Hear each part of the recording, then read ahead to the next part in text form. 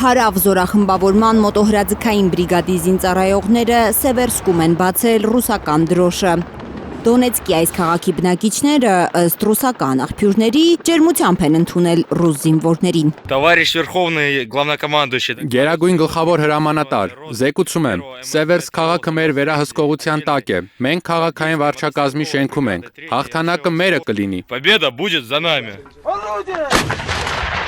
Վերջին շաբաթներին Միացյալ Նահանգների միջնորդությամբ տեղի ունեցող խաղաղության բանակցությունների ֆոնին ռուս զինվորականները մի քանի անգամ զեկուցել են Պուտինին ուկրաինական խոշոր քաղաքներում վերահսկողություն հաստատելու մասին։ Խարկովի մարզի Կուպլյանսկից եւ Դոնեցկի մարզի Պոկրովսկից հետո չափազանց կարևոր է եղել ռուսական կողմի համար Սևերսկը վերցնելը, բայց բոլոր այդ բնակավայրերում ըստ ուկրաինական կողմի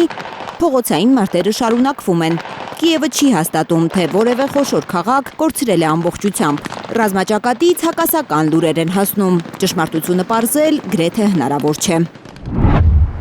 Թվերում բնակելի շենքի վրա գիշերային գրոհի մասին է հայտնում ռուսական կողմը։ Հրապարակված կադրերում երևում է անօդաչուի հարվածի պահը։ Ըստ տեղի իշխանության 7 մարդ տուժել է, այդ թվում 1 երեխա։ Ռուսական ՀՕՊ-ը գիշերվա ընթացքում 90 ուկրաինական անօդաչու է խոցել, ըստ Դաշնության պաշտպանության նախարարության։ Կհաստատվի հրադադար։ Զելենսկին կընդունի պատերազմը կանգնեցնելու ամերիկյան պլանը։ Առայժմ հայտնի է, որ հիասթափված է մի քիչ Թրամփը։ Կարծում էի, որ մենք շատ մոտ ենք Ուկրաինայի հետ համաձայնության հասնելուն։ Իրականում նախագահ Զելենսկիից բացի բոլորին, այդ թվում ուկրաինացի ժողովրդին դուր էր եկել համաձայնագրի գաղափարը։ Ըստ Թրամփի միայն Զելենսկին է իրեն նալի ու մեխի արանքը դնում, չհամաձայնելով զիջումների գնալ։ Ամեն դեպքում Սպիտակ տան ղեկավարը ներկայացուցիչ կուղարկի մասնակցելու Եվրոպայում շաբաթավերջին Ուկրաինայի հարցով սպասվող բանակցություններին։ Մեծ Բրիտանիան, Գերմանիան եւ Ֆրանսիան Միացյալ Նահանգներին են ներկայացրել խաղաղության պլանի նոր տարբերակ, որում նշվում է, թե տարածքային ինչ զիջումների է պատրաստ Ուկրաինան խաղաղության հասնելու համար։ Այդ մասին հայտնել է Գերմանիայի կանցլերը, չհստակեցնելով, թե ինչ տարածքների մասին է խոսքը։ Հայտնի է, որ Զելենսկին արդեն հնարավոր է համարում տարածքների հարցով հանրաքվե անցկացնել գաղափարը։ Առայժմ հայտնի չէ, ինչպես է անցկացվելու համաուկրաինական այդ հանրաքվեն։ Զելենսկին վերահաստատել է, որ դիտարկում է նաև նախագահական ընտրություններ անցկացնելու հնարավորությունը։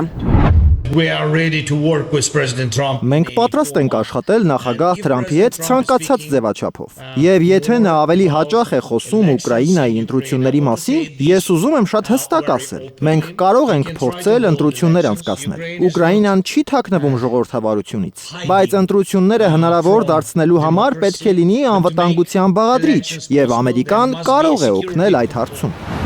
Ռուսական կողմը, որ պնդում է, թե Զելենսկին աթոռը պահելու համար է ձգձգում պատերազմը, գոհ է այս հայտարարություններից։